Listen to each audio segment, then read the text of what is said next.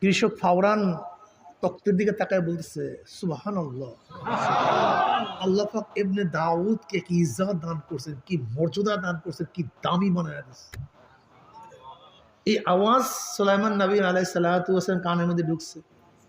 উনি ফাওরান আবার জবাব দেয়, শোনো সে আল্লাহর মুমিন, আল্লাহ পাক আমাকে যে দামি বানাইছেন, যে মর্যাদা দান করছেন, এর চেয়ে বেশি দাম তোমার একবার সুবহানাল্লাহ।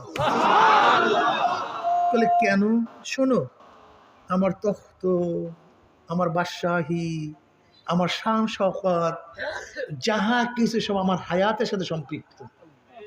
আমি আছি, তখ্ত আছে, আমি নাই, তখ্ত নাই, মুসাল্লাটিও নেই,